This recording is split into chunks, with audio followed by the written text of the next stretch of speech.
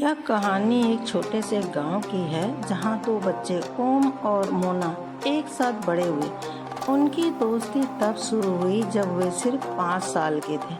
ओम थोड़ा शरारती था जबकि मोना बहुत ही शांत और समझदार, लेकिन दोनों की सोच और आदतें अलग होते हुए भी उनके बीच का बंधन बेहद मजबूत था।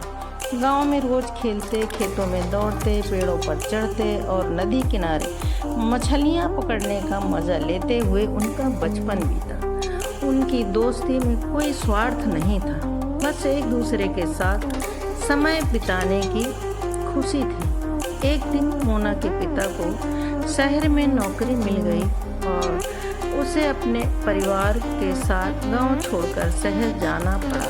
उस वक्त दोनों के दिल में एक अजीब सी उदासी थी।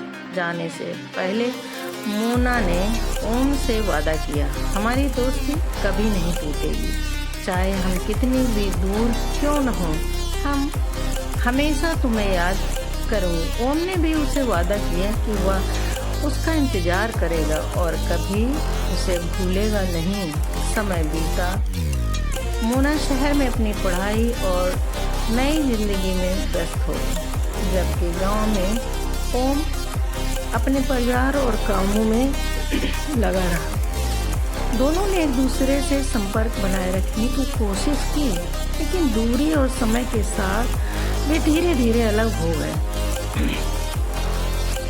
कुछ साल बाद मोना को एक दिन खबर मिली कि ओम की तबीयत बहुत खराब है।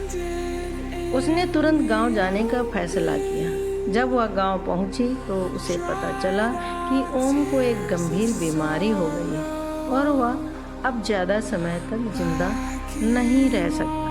मोना ओम से मिलने के लिए उसके घर गई। उसे देखकर ओम की आंखों में चमक आ गई, जैसे वह उसकी वापसी का ही इंतजार कर रहा हो। मोना ने अपने आंसू रोकते हुए कहा, मैं वापस आ गई हूँ, मुझे माफ़ करना, मैंने इतनी देर क्यों कर दी। ओम ने मुस्कुराते हुए कहा, तुम्हारा आना ही मेरे लिए सबसे बड़ी दवा है। मुझे पता था तुम आओगे। मोना ने ओम के हाथ को थामा और दोनों ने उस पल में अपने बचपन की यादें ताज़ा की। मोना ने उसे याद दिलाया कि कैसे वे पेड़ों पर चढ़ते थे, नदी के किनारे खेलते और घंटों बातें करते थे। उन यादों में ओम की आंखों में फिर से वही चमक आ गई जो बचपन में हुआ करती थी। ओम ने कहा, हमारी दोस्ती कभी नहीं टूट सकती मोना, तुम्हारा वादा मैंने हमेशा निभाया और तुमने भी। ओम की हालत धीरे धीरे और बिगड़ने लगी, लेकिन मोना उसके साथ तब तक रही जब तक वह आखिरी सांस नहीं ले गया। ओम के जाने के बाद भी मोना ने उसकी दोस्ती की यादों को अपने दिल में जिंदा रखा।